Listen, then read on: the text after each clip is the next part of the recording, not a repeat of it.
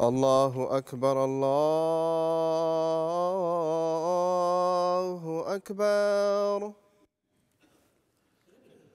الله أكبر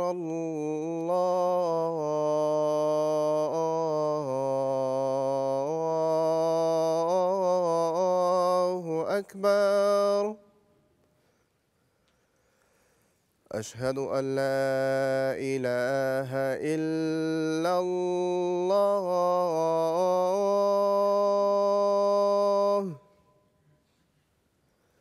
أشهد أن لا إله إلا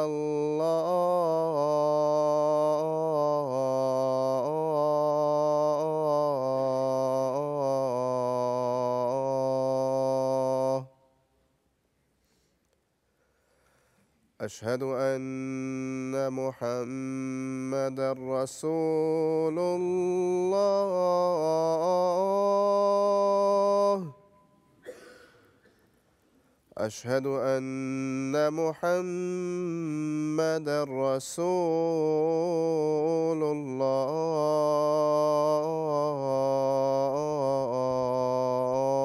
الله حي على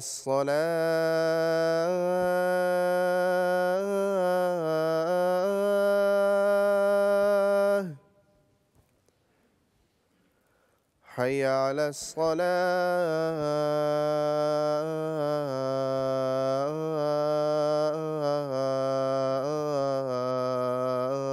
الصلاة حي على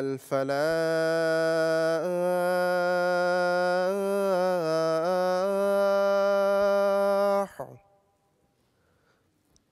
حي على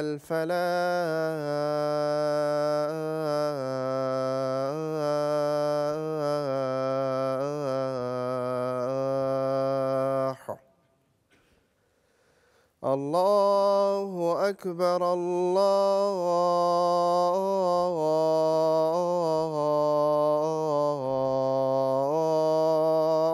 الله أكبر لا إله إلا الله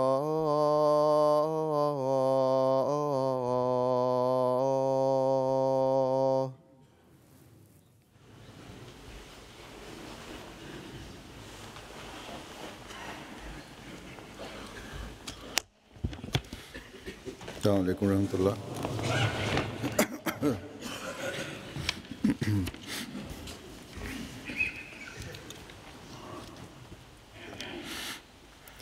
أشهد أن لا إله إلا الله وحده لا شريك له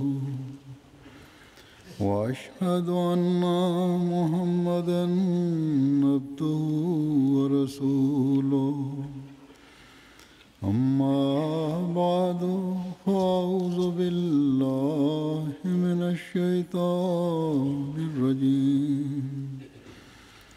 بسم الله الرحمن الرحيم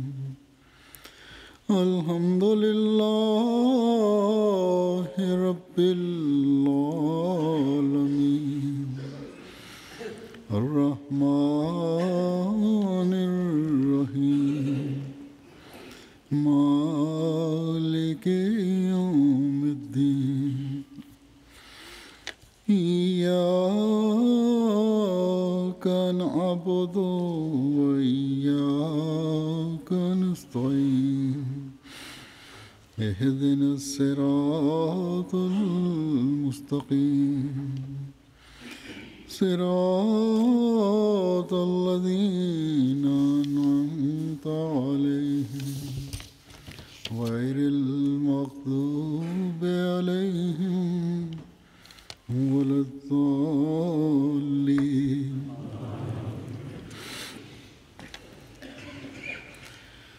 مسلمانوں میں سے ایک طبقہ تو ایسا ہے جو نام نہاد علماء جن کا کام فساد پیدا کرنا ہے، ان کے پیچھے چل کر بغیر سوچے سمجھے احمدیت کی مخالفت کرنے والے بعض ایسے ہیں اور بڑی کثرت سے ایسے ہیں جو مذہب سے لا تعلق ہیں، صرف عید کی نماز پڑھنے والے ہیں یا زیادہ سے زیادہ کبھی کبھار جمعہ پڑھ لیا۔ کچھ ایسے ہیں جو باوجود مذہب میں کسی بھی قسم کی سختی کو ناپسند کرنے کے اور تکفیر کے فتووں کو جو ان علماء کی طرف سے لگائے جاتے ہیں بیزاری کا اظہار کرنے کے خوف کی وجہ سے چپ رہتے ہیں، لیکن ایک ایسی تعداد بھی ہے جو گو اسلام کا اور مذہب کا زیادہ علم تو نہیں رکھتے، دین کا زیادہ علم تو نہیں رکھتے، لیکن خواہش رکھتے ہیں کہ غیر کی طرف سے اسلام اور مسلمانوں پر جو انگلی اٹھتی ہے، اعتراضات ہوتے ہیں، ان کا تدارک کیا جائے، ان کو کسی طرح روکا جائے، ان کو جواب دیا جائے، ان کے منہ بند کروائے جائیں۔ ان کی خواہش ہے کہ اسلام کے تمام فرقے ایک ہو کر دشمنان اسلام اور دجالیت کا مقابلہ کریں۔ اس گروہ میں پاکستان، ہندوستان کے رہنے والے مسلمان بھی ہیں، عرب ممالک کے رہنے والے مسلمان بھی ہیں، اور دوسرے مسلمان ممالک کے رہنے والے مسلمان بھی ہیں۔ ان لوگوں کی طرف سے جو اسلام کو صرف اسلام کے نام سے جاننا چاہتے ہیں، نہ کہ کسی فرقے کے نام سے، جماعت احمدیہ پر بھی یہ اعتراض ہوتا ہے اور مختلف موقعوں پر سوال اٹھاتے ہیں کہ کیا پہلے اسلام میں فرقے کم ہیں جو آپ نے بھی ایک فرقہ بنا لیے؟ ہمیں کہتے ہیں کہ اگر آپ لوگ اسلام کے ہمدرد ہیں تو مسلمانوں کو فرقہ بندیوں سے آزاد کرانے کی کوشش کریں۔ سب سے پہلے تو میں ایسے سوال کرنے والوں کا اس لحاظ سے شکریہ ادا کرتا ہوں کہ کم از کم وہ ہمیں مسلمانوں کا ایک فرقہ تو سمجھتے ہیں، مسلمان تو سمجھتے ہیں، بلا سوچے سمجھے تکفیر کا فتویٰ نہیں لگا دیتے۔ ایسے لوگوں سے میں یہ عرض کروں گا کہ اللہ تعالیٰ نے مسلم امہ پر رحم کھاتے ہوئے حضرت صلی اللہ علیہ وسلم کی پیشگوئی کے مطابق اور اپنے وعدے کے عین مطابق حضرت مرزا غلام احمد قادیانی علیہ السلام کو مسیح موعود اور مہدی موعود بنا کر اسی لیے بھیجا ہے کہ فرقوں کا خاتمہ ہو۔ جماعت احمدیہ میں جو مسلمان شامل ہو کر مسیح موعود علیہ السلام کو حضرت صلی اللہ علیہ وسلم کا اسلام پہنچا رہے ہیں، وہ اسلام کے مختلف فرقوں میں سے آ کر فرقہ بندی کو ختم کرتے ہوئے حقیقی اسلام کی تعلیم پر عمل پیرا ہونے کے لیے ہی جماعت احمدیہ میں شامل ہوتے ہیں۔ اللہ تعالیٰ نے ان پر فضل کرتے ہوئے ان کی بصیرت کی آنکھ کو کھولا ہے، تو انہوں نے فرقہ بندی کو خیر بات کہہ کر حقیقی اسلام کو قبول کیا، اس حکم اور عدل کی بیعت میں آ گئے ہیں جس کے بارے میں حضرت صلی اللہ علیہ وسلم نے پیشگوئی فرمائی تھی، تاکہ جو غلط روایات، تعلیمات اور بدعات جو مختلف فرقوں میں راہ پا گئی ہیں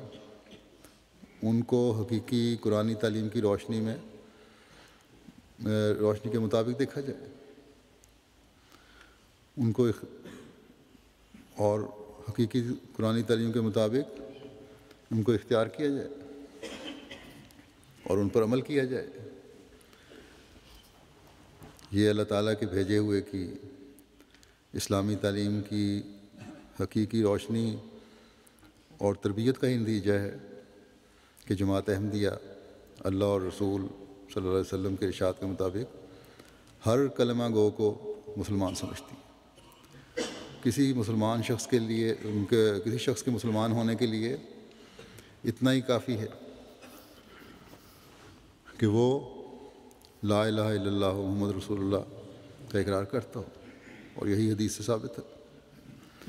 لیکن اس کے مقابلے پر دوسرے فرقوں کو دیکھیں تو ہر ایک دوسرے کے بارے میں تکفیر کے فتوے دیتا ہے۔ بس ان اسلام کا درد رکھنے والوں کی یہ غلط فہمی کہ امت مسلمہ پہلے ہی فرقوں میں بٹی ہوئی ہے، جماعت احمدیہ نے ایک اور فرقہ بنا کر فساد کی ایک اور بنیاد رکھتی ہے۔ یہ غلط فہمی اور قرآن و حدیث کے علم میں کمی کا نتیجہ ہے۔ کسی بھی دوسرے فرقے کے لٹریچر کا مطالعہ کر لیں تو تکفیر کے فتووں کے انبار ایک دوسرے کے خلاف نظر آئیں گے۔ اگر جماعت احمدیہ کے لٹریچر کا مطالعہ کریں تو غیر مذاہب کے اسلام پر حملوں کا دفاع نظر آئے گا، یا مسلمانوں سے یہ درخواست نظر آئے گی کہ اس تکفیر بازی کے زہروں سے بچیں اور خدمت اسلام کے لیے کمر بستہ ہو جائیں، یا یہ نظر آئے گا کہ حقوق اللہ اور حقوق العباد کی ادائیگی کے لیے ہمیں کیا کرنا چاہیے، یا اس بات پر ہمیں زور نظر آئے گا کہ دنیا میں محبت، پیار، صلح اور آشتی کے لیے ہمیں کیا کرنا چاہیے، اور نفرتوں کے انگاروں کو بجھانے کے لیے ہمیں کیا کوشش کرنی چاہیے، یا یہ نظر آئے گا کہ حضرت صلی اللہ علیہ وسلم کے صحابہ کا مقام کیا تھا، اور ہر ایک ان میں سے ایک روشن ستارہ ہے جو قابل تقلید ہے، ہر ایک کا اپنا اپنا مقام ہے۔ بس جماعت احمدیہ کے لٹریچر میں تو یہ خوبصورت باتیں نظر آتی ہیں، نہ کہ تکفیر کے فتوے۔ جیسا کہ میں نے کہا کہ تکفیر کے فتووں کے انبار ہیں. کسی بھی فرقے کے فتووں کی کتاب کو اٹھا لیں، ایک دوسرے کے خلاف فتوے نظر آئیں گے. اس آخری بات کو جو میں نے کہی کہ صحابہ کا کیا مقام ہے، اس بات کو میں لیتا ہوں. اگر دیکھیں تو اسلام میں دو بڑے گروہ ہیں، ان کے آگے فرقہ بندیاں ہیں، شیعہ اور سنی. اور دونوں نے، شیعہ اور سنی نے، غلو اور زیادتی سے کام لیتے ہوئے ان صحابہ کے مقام کو گرانے سے بھی گریز نہیں کیا جنہوں نے حضرت صلی اللہ علیہ وسلم کے ساتھ ابتدائی زمانے میں بے انتہا قربانیاں دیں. ایک دوسرے پر اس غلو کی وجہ سے تکفیر کے فتوے بھی لوگ لگاتے ہیں، اور لگائے انہوں نے اور لگاتے چلے جا رہے ہیں. اگر ایک نے غلو سے کام لیتے ہوئے حضرت علی اور حضرت حسین کے مقام کو غیر معمولی بڑھا چڑھا کر پیش کیا ہے، اور دوسرے کو بار صحابہ اور خلفائے راشدین کے مقام کو انتہائی ظلم کرتے ہوئے گرانے کی کوشش کی ہے، تو دوسروں نے بھی اس کے جواب میں کمی نہیں کی. پھر ان بڑے گروہوں کے اندر مزید فرقہ بندیاں ہیں، جیسے کہ میں نے کہا، اور اس فرقہ بندی نے ایک اور فساد برپا کیا ہوا ہے. غرض کہ لگتا ہے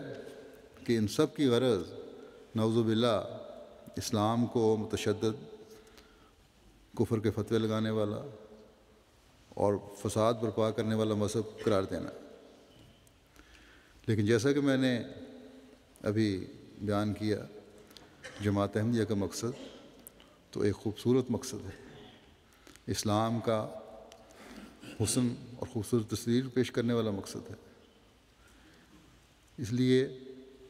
جماعت احمدیہ کو ان گروہوں اور فرقوں کی طرح تصور کرنا جماعت احمدیہ پر ایک زیادتی ہے. آج کل ہم محرم کے مہینے سے گزر رہے ہیں، اور ہر سال اس مہینے سے ہم گزرتے ہیں. تو جن جن ممالک میں سنیوں اور شیعوں کی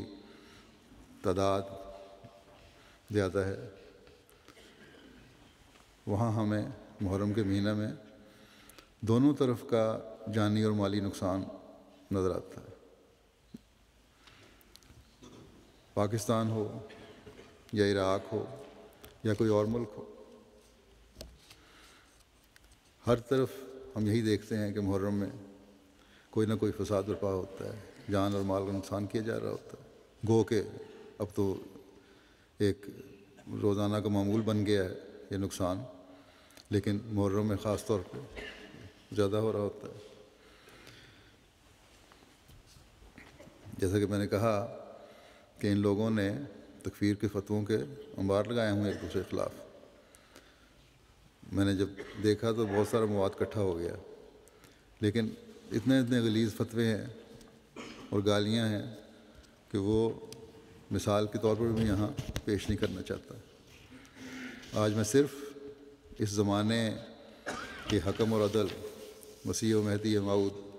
کے حکیمانہ ارشادات جو آپ علیہ السلام نے خلفائے راشدین، صحابہ کرام اور حضرت امام حسین علی وغیرہ کے متعلق بیان فرمائے ہیں، پیش کرتا ہوں، جس سے پتہ چلتا ہے کہ کس خوبصورت طریقے سے آپ علیہ السلام نے فساد کی بنیاد کو ختم کرنے کی کوشش فرمائی ہے. جب میں نے ارشادات جمع کروائے تو یہ سینکڑوں صفحات بن گئے اس کے، لیکن اس وقت صرف وقت کے لحاظ سے چند ایک آپ کے سامنے پیش کرتا ہوں. جماعت احمدیہ میں بھی مختلف فرقوں سے بیعت کر کے آنے والے جن کی ابھی صحیح طرح تربیت نہیں ہوئی، ان کے لیے بھی یہ ارشادات سننا ضروری ہے. اور بعض وہ لوگ جن کی مثال میں نے دی ہے کہ بعض دفعہ MTA دیکھ لیتے ہیں یا کبھی خطبہ سن لیتے ہیں اور جماعت میں دلچسپی لیتے ہیں یا اسلام سے ان کو ہمدردی ہے، لیکن ان کے ذہن میں ایک سوال پھرتا ہے کہ جماعت احمدیہ بھی ایک ایسا فرقہ ہے جو دوسرے عام فرقوں کی طرح ان کے سامنے حضرت مسیح موعود علیہ الصلوۃ والسلام کے اقتباسات آ جائیں تاکہ پتہ چلے انہیں بھی کہ حضرت مسیح موعود علیہ الصلوۃ والسلام تو اسلام کے مختلف فرقوں کو اکٹھا کرنے آئے تھے اور ہر قسم کی زیادتی سے پاک کرنے آئے ہیں۔ حضرت مسیح موعود علیہ الصلوۃ والسلام کو خدا تعالیٰ نے مسلمانوں کو ایک کرنے کا کام سپرد کرتے ہوئے الہاماً فرمایا ہے کہ سب مسلمانوں کو جو روئے زمین پر ہیں جمع کرو اللہ دین واحد۔ بس آپ تو آئے ہیں فرقوں کو ختم کرنے کے لیے اور ایک ہاتھ پر تمام مسلمانوں کو ایک دین پر اکٹھا کرنے کے لیے۔ بس اس لحاظ سے جیسا کہ میں نے کہا بعض اقتباسات میں پیش کروں گا۔ سب سے پہلے میں حضرت مسیح موعود علیہ الصلوۃ والسلام کا وہ اقتباس سامنے رکھتا ہوں جس میں آپ نے خلفائے راشدین کے طریق پر چلنے کو مومن ہونے اور مسلمان ہونے کی نشانی بتایا ہے۔ آپ فرماتے ہیں کہ میں تو یہ جانتا ہوں کہ کوئی شخص مومن اور مسلمان نہیں بن سکتا جب تک ابو بکر، عمر، عثمان، علی رضوان اللہ علیہم اجمعین کا سا رنگ پیدا نہ ہو۔ وہ دنیا سے محبت نہ کرتے تھے بلکہ انہوں نے اپنی زندگیاں خدا تعالیٰ کی راہ میں وقف کی ہوئی تھیں۔ خلفائے راشدین کے مقام کے بارے میں پھر ایک اور جگہ، دوسری جگہ سر الخلافہ کے صفحہ 328 میں آپ فرماتے ہیں، اس صفحے میں اس لیے نمبر بولا ہے کہ یہ عربی کتاب ہے تاکہ اور عربی دانوں کو صبح میں نے حوالے کا صفحہ نمبر دے دیا تھا تاکہ ان کو ترجمے میں آسانی رہے، کیونکہ حضرت مسیح موعود علیہ الصلوۃ والسلام کی جو زبان ہے اسی اصل الفاظ میں اگر سامنے آئے عربوں کے لیے بھی تو زیادہ اثر رکھتی ہے، کیونکہ ترجمان اس ترجمے کے اس مقام تک نہیں پہنچ سکتے چاہے وہ عربی دانی ہوں جس طرح حضرت مسیح موعود علیہ الصلوۃ والسلام نے بیان فرمایا ہے۔ بہرحال آپ فرماتے ہیں کہ خدا کی قسم یہ خلفائے کرام وہ لوگ ہیں جنہوں نے سرور کائنات صلی اللہ علیہ وسلم کی نصرت و اعانت میں موت کے منہ میں بھی جانے سے دریغ نہ کیا اور خدا کی خاطر اپنے والدین اور اپنی اولاد تک کو چھوڑنا اور ان سے قطع تعلق کرنا گوارا کر لیا۔ انہوں نے اپنے دوستوں سے لڑائی مول لے لی، خدا تعالیٰ کی خاطر اپنے اموال و نفوس کو قربان کر دیا۔ اس کے باوجود وہ نادم و ماتم کو نہ رہے کہ وہ کما حقہ اعمال بجا نہ لا سکے۔ ان کی آنکھیں اکثر خواب واحد کی لذت سے ناآشنا رہیں اور اپنے نفسوں کے آرام کا خیال بھی نہ کیا۔ وہ تن آسان و عافیت کوش نہ تھے، بس تم نے کیسے گمان کر لیا کہ یہ لوگ ظالم و غاصب، جادہ عدل کے تارک اور جور و جفا کے خوگر تھے، حالانکہ ان کے متعلق ثابت ہے کہ وہ بندہ حرص و ہوا نہ تھے اور آستانہ الہی پر گرے رہتے تھے۔ یہ ایک قوم تھی جو خدا میں فنا ہو گئی۔ اس فرمایا کہ یہ لوگ خلفائے راشدین جو تھے وہ اپنا سب کچھ قربان کر دیا انہوں نے حضرت صلی اللہ علیہ وسلم اور اسلام کی خاطر، اور اللہ تعالیٰ میں فنا ہو گئے۔ پھر سر الخلافہ کے ہی صفحہ 355 میں آپ فرماتے ہیں حضرت ابو بکر رضی اللہ عنہ کے متعلق کہ آپ مکمل معرفت والے، عارف، حلیم اور رحیم فطرت والے تھے، اور آپ انکسار اور غربت کی حالت میں زندگی بسر کرتے تھے۔ آپ بہت زیادہ شفقت اور رحم کرنے والے تھے، اور آپ اپنی پیشانی کے نور سے پہچانے جاتے تھے، اور آپ کو محمد مصطفیٰ صلی اللہ علیہ وسلم سے گہرا تعلق تھا، اور آپ کی روح خیر الورا کی روح سے ملی ہوئی تھی اور اس نور سے ڈھانپ دی گئی تھی جس نور سے ان کے پیش رو اور محبوب الہی کو ڈھانپ دیا گیا تھا، اور رسول کریم صلی اللہ علیہ وسلم کے دانائی کے نور کے نیچے اور آپ کے عظیم فیوز کے نیچے چھپا دی گئی تھی، اور آپ فہم قرآن اور سعید رسل اور فخر نوع انسانی محمد مصطفیٰ صلی اللہ علیہ وسلم کی محبت میں سب سے ممتاز تھے۔ اور جب آپ پر نشأت اخروی اور اسرار الہی کا ظہور ہوا تو آپ نے تمام دنیاوی تعلقات کو توڑ دیا اور جسمانی تعلقات کو چھوڑ دیا، اور محبوب کے رنگ میں رنگین ہو گئے، اور مطلوب واحد کے لیے تمام مرادیں ترک کر دیں، اور آپ کا نفس جسمانی قدورتوں سے خالی ہو گیا اور سچے خدا کے رنگ میں رنگین ہو گیا، اور رب العالمین کی رضا میں غائب ہو گیا۔ اور جب صادق حب الہی آپ کے رگ و ریشہ میں متمکن ہو گئی، صادق حب الہی آپ کے رگ و ریشہ میں متمکن ہو گئی، اور آپ کے دل کی تہ میں اور آپ کے وجود کے ذرات میں اور اس کے انوار، اس کے اقوال و افعال اور قیام و قعود میں ظاہر ہو گئے، تب آپ کو صدیق کا لقب دیا گیا۔ یعنی کہ مکمل طور پر جب آپ حضرت صلی اللہ علیہ وسلم کی ذات میں فنا ہو گئے تو پھر آپ کو صدیق کا لقب ملا، یہ مقام ہے آپ کا۔ پھر حضرت ابوبکر صدیق کے مقام صدیقیت کی مزید تصویر کشی کرتے ہوئے کہ کیوں اور کس طرح آپ کو یہ مقام ملا، آپ فرماتے ہیں کہ حضرت صلی اللہ علیہ وسلم نے جو حضرت ابوبکر رضی اللہ تعالیٰ عنہ کو صدیق کا خطاب دیا تو اللہ تعالیٰ ہی بہتر جانتا ہے کہ آپ میں کیا کیا کمالات تھے۔ حضرت صلی اللہ علیہ وسلم نے یہ بھی فرمایا کہ حضرت ابوبکر رضی اللہ تعالیٰ عنہ کی فضیلت اس چیز کی وجہ سے ہے جو اس کے دل کے اندر ہے۔ اگر غور سے دیکھا جائے تو حقیقت میں حضرت ابوبکر نے جو صدق دکھایا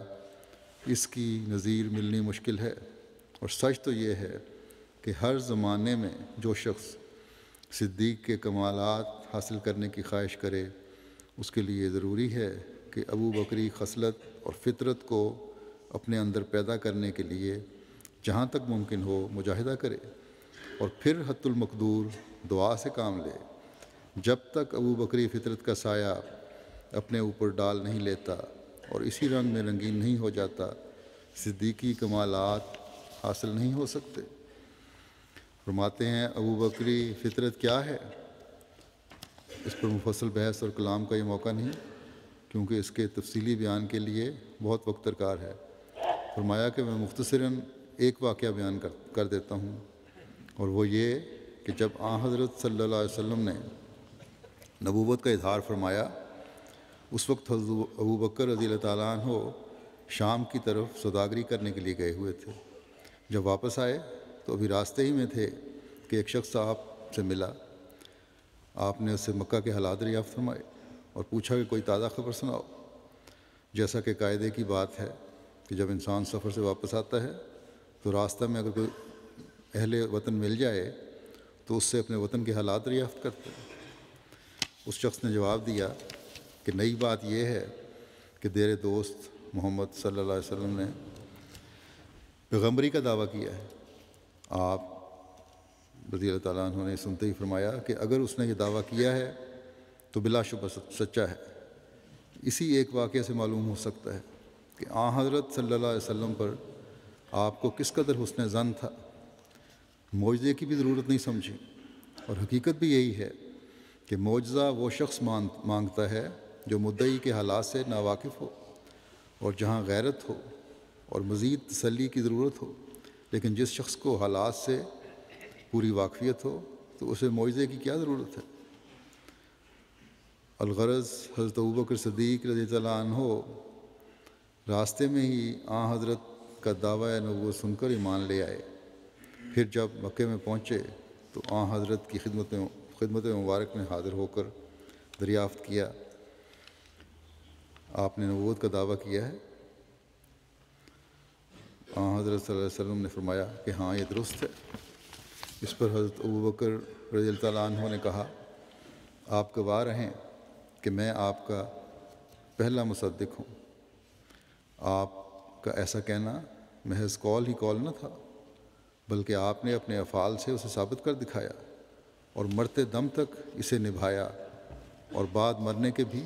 ساتھ نہ چھوڑا۔ پھر اس وفا اور قربانیوں کا اظہار کس طرح ہوا؟ حضرت ابوبکر صدیق سے۔ حضرت مسیح علیہ الصلوۃ والسلام فرماتے ہیں کہ ایک دفعہ چند دشمنوں نے آپ صلی اللہ علیہ وسلم کو تنہا پا کر پکڑ لیا اور آپ کے گلے میں پٹکا ڈال کر اسے مروڑنا شروع کیا۔ قریب تھا کہ آپ صلی اللہ علیہ وسلم کی جان نکل جائے کہ اتفاق سے ابو بکر آ نکلے اور انہوں نے مشکل سے چھڑایا۔ اس پر ابو بکر کو اس قدر مارا پیٹا ان دشمنوں نے کہ وہ بے ہوش ہو کر زمین پر گر پڑے۔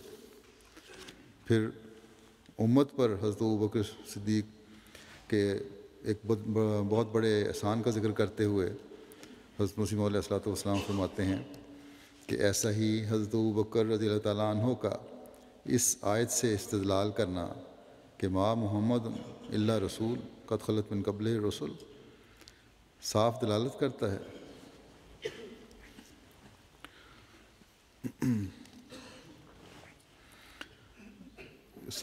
کرتا ہے کہ ان کے نزدیک حضرت عیسیٰ علیہ السلام فوت ہو چکے تھے، کیونکہ اگر اس آیت کا یہ مطلب ہے کہ پہلے نبیوں میں سے بعض نبی تو جناب خاتم الانبیاء صلی اللہ علیہ وسلم کے عہد سے پیشتر فوت ہو گئے ہیں، مگر بعض ان میں سے زمانہ حضرت صلی اللہ علیہ وسلم تک فوت نہیں ہوئے، تو اس صورت میں یہ آیت قابل استدلال نہیں رہتی،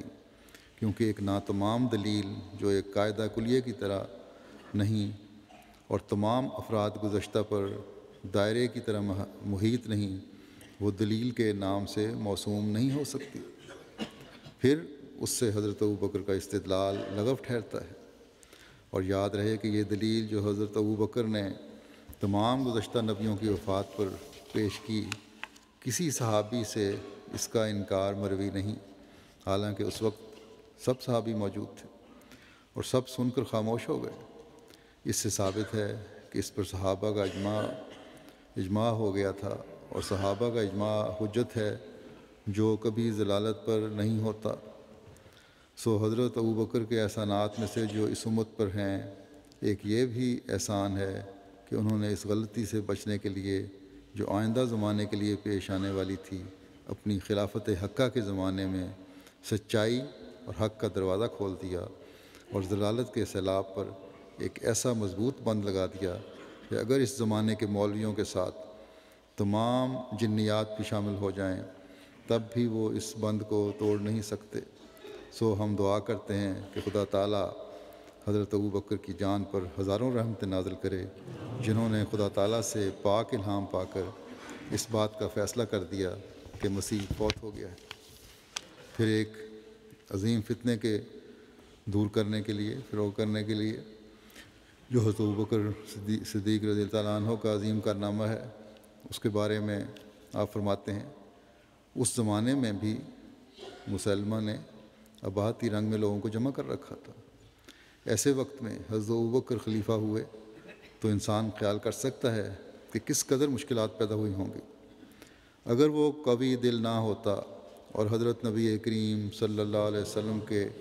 ایمان کا رنگ اس کے ایمان میں نہ ہوتا تو بہت ہی مشکل پڑتی اور گھبرا جاتا، لیکن صدیق نبی صلی اللہ علیہ وسلم کا ہم سایہ تھا، یعنی سائے کے نیچے تھا، اسی سائے میں تھا۔ آپ صلی اللہ علیہ وسلم کے اخلاق کا اثر اس پر پڑا ہوا تھا اور دل نور یقین سے بھرا ہوا تھا، اس لیے وہ شجاعت اور استقلال دکھایا کہ حضرت صلی اللہ علیہ وسلم کے بعد اس کی نظیر ملنی مشکل ہے۔ ان کی زندگی اسلام کی زندگی تھی۔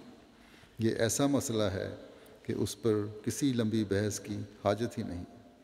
اس زمانے کے حالات پڑھ لو اور پھر جو اسلام کی خدمت ابوبکر رضی اللہ عنہ نے کی ہے اس کا اندازہ کر لو۔ میں سچ کہتا ہوں کہ ابوبکر صدیق رضی اللہ عنہ اسلام کے لیے آدم ثانی ہیں۔ میں یقین رکھتا ہوں کہ اگر حضرت صلی اللہ علیہ وسلم کے بعد ابوبکر کا وجود نہ ہوتا تو اسلام بھی نہ ہوتا۔ ابو بکر صدیق کا بہت بڑا احسان ہے کہ اس نے اسلام کو دوبارہ قائم کیا، اپنی قوت ایمانی سے کل باغیوں کو سزا دی اور امن کو قائم کر دیا، اسی طرح پر جیسے خدا تعالیٰ نے فرمایا اور وعدہ کیا تھا کہ میں سچے خلیفہ پر امن کو قائم کروں گا۔ یہ پیش گوئی حضرت صدیق کی خلافت پر پوری ہوئی اور آسمان نے اور زمین نے عملی طور پر شہادت دے دی۔ پس یہ صدیق کی تعریف ہے کہ اس میں صدق اس مرتبہ اور کمال کا ہونا چاہیے۔ پھر خلیفہ ثانی حضرت عمر رضی اللہ عنہ کے مقام حب رسول اور اخلاص کے بارے میں حضرت مسیح موعود علیہ السلام فرماتے ہیں، ایک دفعہ حضرت عمر رضی اللہ عنہ آپ کے گھر میں گئے اور دیکھا، یعنی آپ صلی اللہ علیہ وسلم کے گھر میں گئے اور دیکھا کہ گھر میں کچھ اسباب نہیں اور آپ ایک چٹائی پر لیٹے ہوئے ہیں اور چٹائی کے نشان پیٹھ پر لگے ہیں۔ تب عمر کو یہ حال دیکھ کر رونا آیا۔ آپ نے فرمایا کہ اے عمر، تو کیوں روتا ہے؟ حضرت عمر نے عرض کی کہ آپ کی تکالیف کو دیکھ کر مجھے رونا آ گیا۔ کیسر اور کسریٰ جو کافر ہیں آرام کی زندگی بسر کر رہے ہیں اور آپ ان تکالیف میں بسر کرتے ہیں۔ تب آن جناب نے فرمایا کہ مجھے اس دنیا سے کیا کام، میری مثال اس سوار کی ہے جو شدت گرمی کے وقت ایک اونٹنی پر جا رہا ہے، اور جب دوپہر کی شدت نے اس کو سخت تکلیف دی تو وہ اسی سواری کی حالت میں دم لینے کے لیے ایک درخت کے سائے کے نیچے ٹھہر گیا اور پھر چند منٹ کے بعد اسی گرمی میں اپنی راہ لی۔ حضرت عمر رضی اللہ عنہ کے رتبہ و مقام کے بارے میں ایک اور جگہ حضرت مسیح موعود علیہ السلام فرماتے ہیں کہ حضرت عمر رضی اللہ عنہ کا درجہ جانتے ہو کہ صحابہ میں کس قدر بڑا ہے، یہاں تک کہ بعض اوقات ان کی رائے کے موافق قرآن شریف نازل ہو جایا کرتا تھا، اور ان کے حق میں یہ حدیث ہے کہ شیطان عمر کے سائے سے بھاگتا ہے۔ دوسری یہ حدیث ہے کہ اگر میرے بعد کوئی نبی ہوتا تو عمر ہوتا۔ تیسری یہ حدیث ہے کہ پہلی امتوں میں محدث ہوتے رہے ہیں، اگر اس امت میں کوئی محدث ہے تو وہ عمر ہے۔ پھر حضرت مسیح علیہ السلام حضرت عمر رضی اللہ عنہ کے متعلق فرماتے ہیں کہ بعض واقعات پیش گوئیوں کے جن کا ایک ہی دفعہ ظاہر ہونا امید رکھا گیا ہے وہ تدریجاً ظاہر ہوں یا کسی اور شخص کے واسطے سے ظاہر ہوں، جیسا کہ ہمارے نبی صلی اللہ علیہ وسلم کی یہ پیش گوئی کہ کیسر و کسریٰ کے خزانوں کی کنجیاں آپ کے ہاتھ پر رکھی گئی ہیں، حالانکہ ظاہر ہے کہ پیش گوئی کے ظہور سے پہلے حضرت صلی اللہ علیہ وسلم فوت ہو چکے تھے، اور جناب صلی اللہ علیہ وسلم نے نہ کیسر اور کسریٰ کے خزانے کو دیکھا اور نہ کنجیاں دیکھیں، مگر چونکہ مقدر تھا کہ وہ کنجیاں حضرت عمر رضی اللہ عنہ کو ملیں، کیونکہ حضرت عمر رضی اللہ عنہ کا وجود ذلی طور پر گویا جناب صلی اللہ علیہ وسلم کا وجود ہی تھا، اس لیے عالم وحی میں حضرت عمر رضی اللہ عنہ کا ہاتھ پیغمبر خدا صلی اللہ علیہ وسلم کا ہاتھ قرار دیا گیا۔ پھر حضرت مسیح علیہ السلام فرماتے ہیں، جب تک امام کی دستگیری افاظ علوم نہ کرے تب تک ہرگز خطرات سے امن نہیں ہوتا۔ اس امر کی شہادت صدر اسلام میں ہی موجود ہے، شروع میں اسلام کے موجود ہے، کیونکہ ایک شخص جو قرآن شریف کا کاتب تھا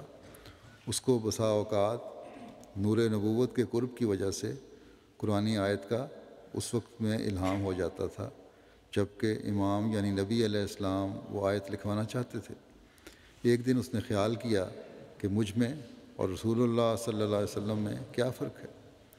مجھے بھی الہام ہوتا ہے۔ اس خیال سے وہ ہلاک کیا گیا، اور لکھا ہے کہ قبر نے بھی اس کو باہر پھینک دیا،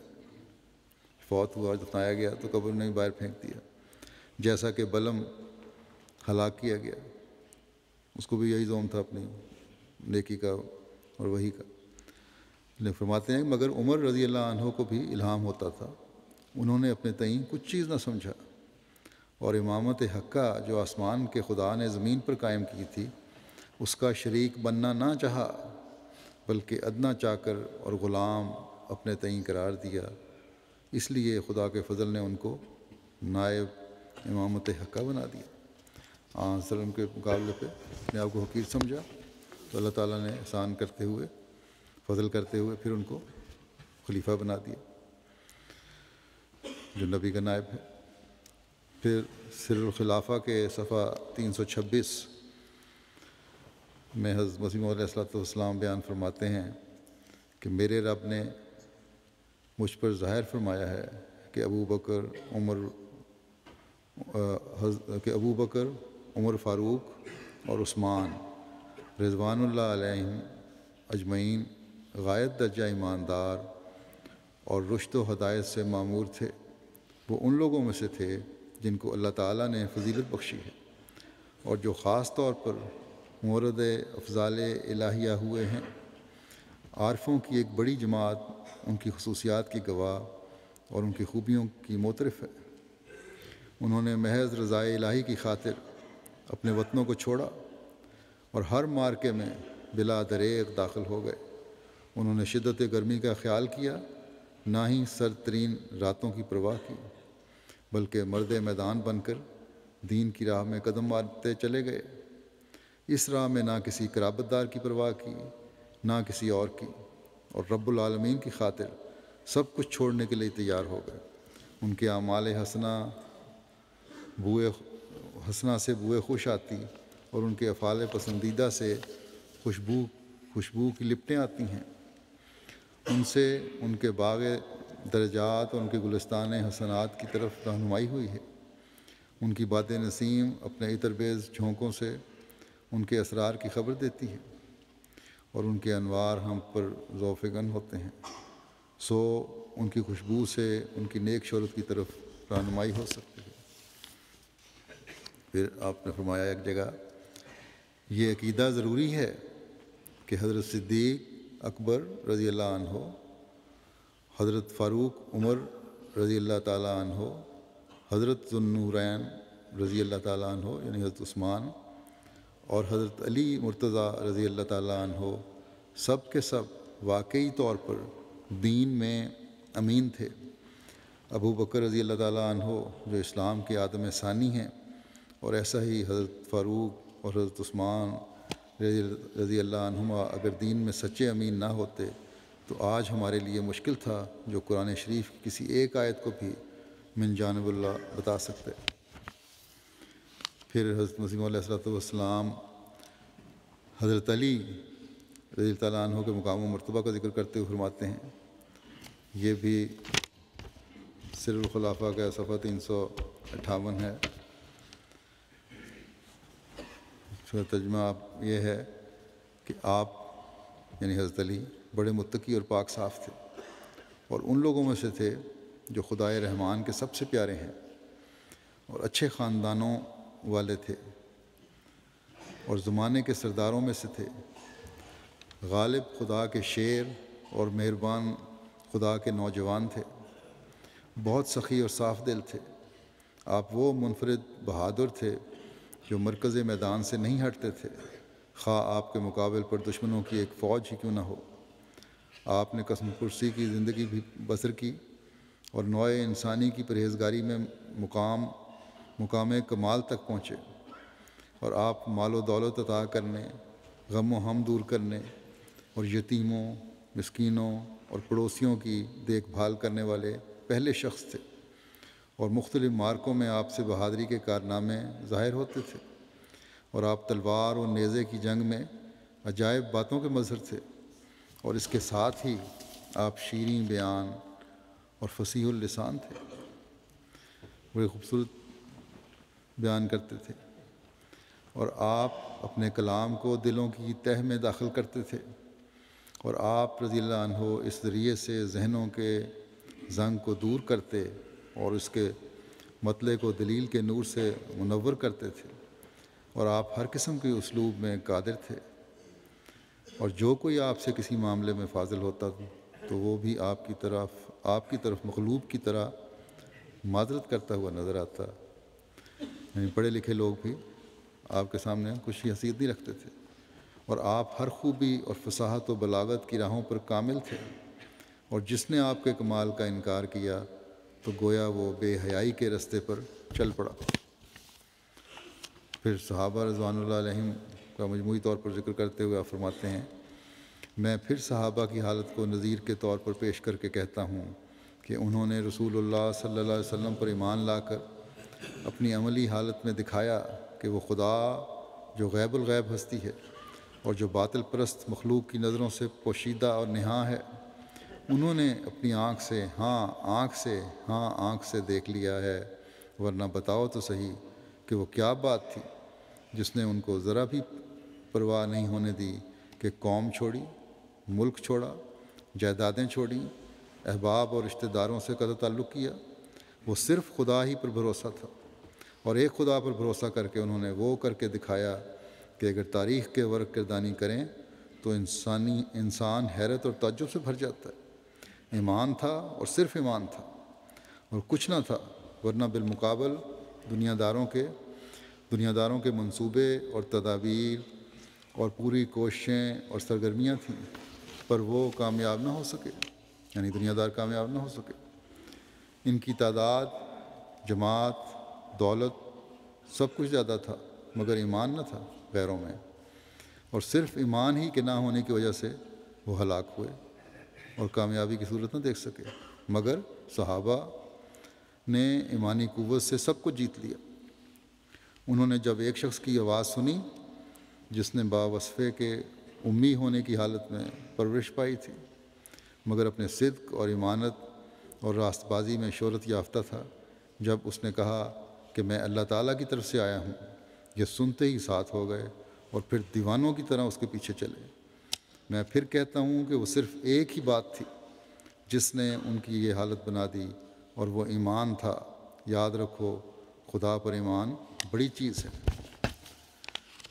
حضرت مسیح علیہ والسلام کا خلفائے راشدین یا صحابہ یا حضرت صلی اللہ علیہ وسلم کی اولاد سے تعلق اور محبت کا اظہار حضرت صلی اللہ علیہ وسلم کی محبت کی وجہ سے تھا، اور جیسا کہ میں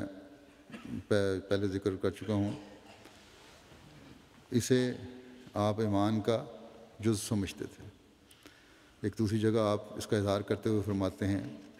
کہ ہمارا ایمان ہے کہ بزرگوں اور اہل اللہ کی تعظیم کرنی چاہیے،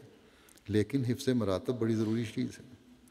تعظیم تو کرنی چاہیے، لیکن ہر ایک کا اپنا اپنا مرتبہ اور مقام ہے، اس کے مطابق۔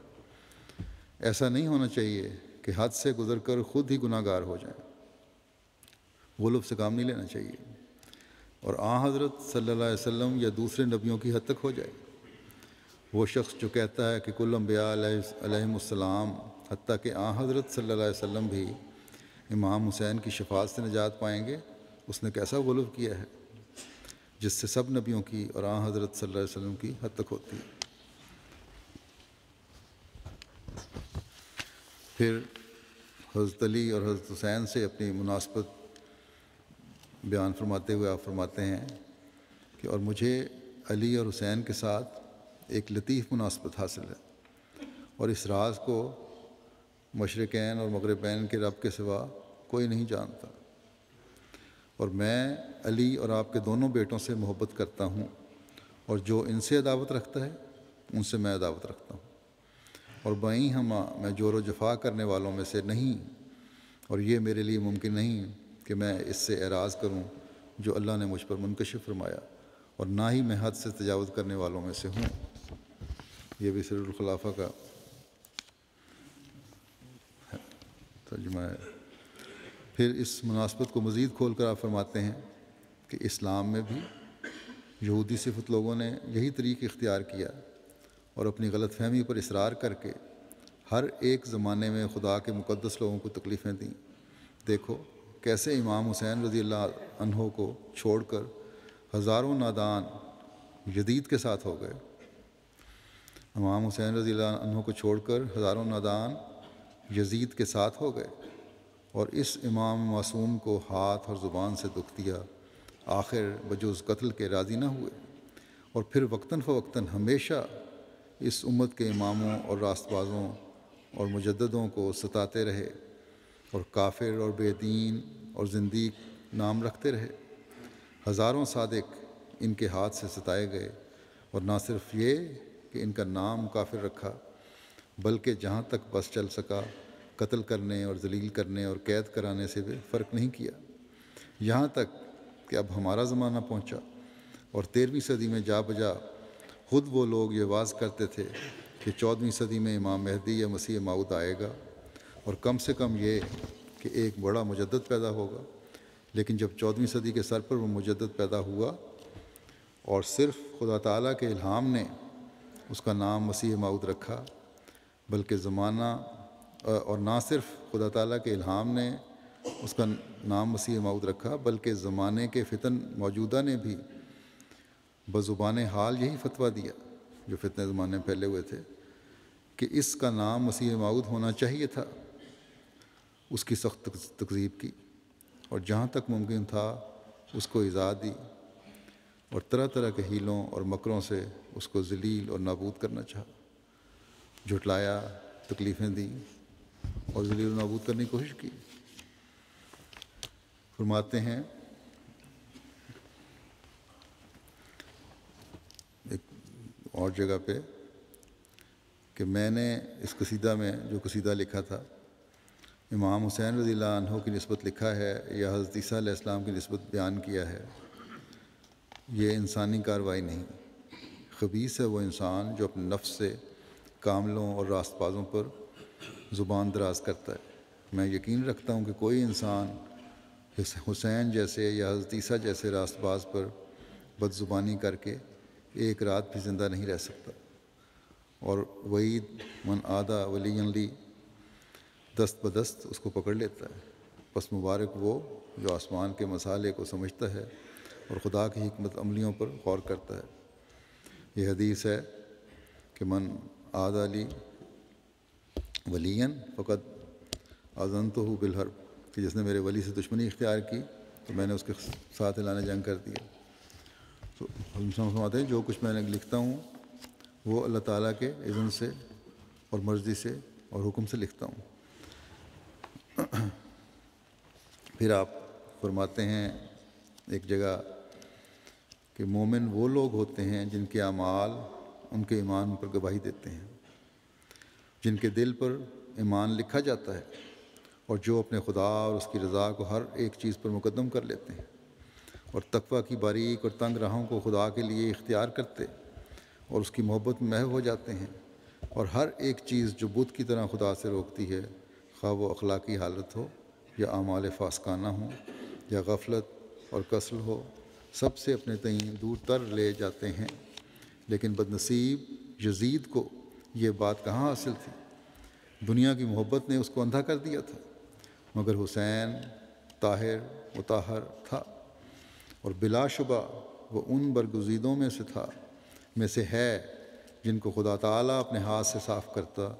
اور اپنی محبت سے معمور کر دیتا ہے، اور بلا شبہ وہ سرداران بہشت میں سے ہے، اور ایک ذرہ کینہ رکھنا اس سے موجب سلب ایمان ہے۔ اور اس امام کی تقویٰ اور محبت الہی اور صبر اور استقامت اور زہد اور عبادت ہمارے لیے اسوہ حسنہ ہے، اور ہم اس معصوم کی ہدایت کے اقتداء کرنے والے ہیں جو اس کو ملی تھی۔ تباہ ہو گیا وہ دل جو اس کا دشمن ہے، اور کامیاب ہو گیا وہ دل جو عملی رنگ میں اس کی محبت ظاہر کرتا ہے، اور اس کے ایمان اور اخلاق اور شجاعت اور تقویٰ اور استقامت اور محبت الہی کے تمام نقوش انعکاسی طور پر کامل پیروی کے ساتھ اپنے اندر لیتا ہے، جیسا کہ ایک صاف آئینہ میں ایک خوبصورت انسان کا نقش۔ یہ لوگ دنیا کی آنکھوں سے پوشیدہ ہیں، کون جانتا ہے ان کا قدر مگر وہی جو ان میں سے ہیں۔ دنیا کی آنکھ ان کو شناخت نہیں کر سکتی کیونکہ وہ دنیا سے بہت دور ہے۔ یہی وجہ حسین کی شہادت کی تھی کیونکہ وہ شناخت نہیں کیا گیا۔ دنیا نے کس پاک اور برگزیدے سے اس کے زمانے میں محبت کی، تا حسین سے بھی محبت کی جاتی۔ غرض یہ امر نہایت درجہ درجے کی شقاوت اور بے ایمانی میں داخل ہے کہ حسین رضی اللہ تعالیٰ عنہ کی تحقیر کی جائے، اور جو شخص حسین رضی اللہ تعالیٰ عنہ یا کسی بزرگ کی جو ائمہ مطہرین میں سے ہے تحقیر کرتا ہے، یا کوئی کلمہ استخفاف کا اس کی نسبت اپنی زبان پر لاتا ہے، وہ اپنے ایمان کو ضائع کرتا ہے، کیونکہ اللہ جل شانہ نہ اس شخص کا دشمن ہو جاتا کیونکہ اللہ جل شانہ اس شخص کا دشمن ہو جاتا ہے جو اس کے برگزیدوں اور پیاروں کا دشمن ہے۔ بس یہ ہے وہ خوبصورت اور انصاف پر مبنی تعلیم، اور مسلمانوں کو ایک ہاتھ پر جمع کرنے اور فرقہ بندی کو ختم کرنے کی تعلیم جو اللہ تعالیٰ کے اس بھیجے ہوئے اور فرستادے نے ہمیں دی ہے، جو اس زمانے میں حضرت صلی اللہ علیہ وسلم کا غلام صادق بن کر صلح اور سلامتی کا پیغام لے کر آیا تھا۔ خدا کرے کہ مسلم امہ اس پیغام کو سمجھے اور فرقہ بندیوں اور فسادوں اور ایک دوسرے کے قتل و غارت سے بچے، تاکہ اسلام ایک نئی شان سے دنیا کے کونے کونے تک اپنی چمک اور دمک دکھائے۔ اللہ کرے کہ یہ محرم کا مہینہ امن و امان اور سلامتی کے ساتھ ہر جگہ گزرے، ہر مسلمان دوسرے مسلمان کو اپنی زبان اور ہاتھ سے محفوظ رکھنے والا ہو۔ مسلمان ملکوں کی عمومی حالت اور فسادات سے بچنے کے لیے بھی بہت زیادہ دعا کریں۔ آج کل بہت برے حالات میں سے گزر رہے ہیں اکثر ملک۔ اللہ تعالیٰ ہر قسم کے شر پسندوں کے شر سے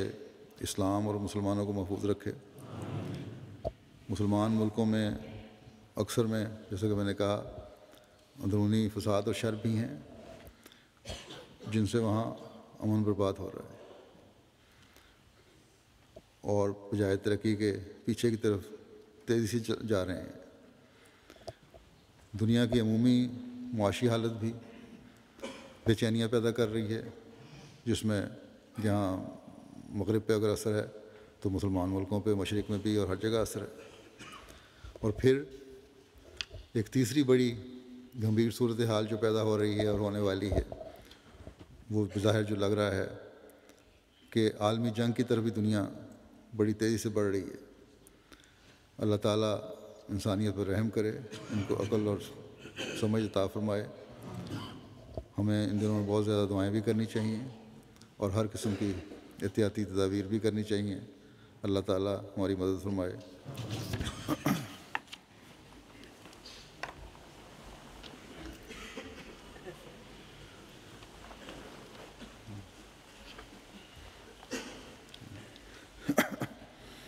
الحمد للہ نحمده ونستعینه ونستغفره ونؤمن به ونتوکل علیہ ونعوذ باللہ من شرور انفسنا ومن سیئات اعمالنا من يهده الله فلا مضل له ومن يضلل فلا هادي له ونشهد أن لا إله إلا الله ونشهد أن محمدا عبده ورسوله عباد الله رحمكم الله إن الله يأمر بالعدل والإحسان وإيتاء ذي القربى وينهى عن الفحشاء والمنكر والبغي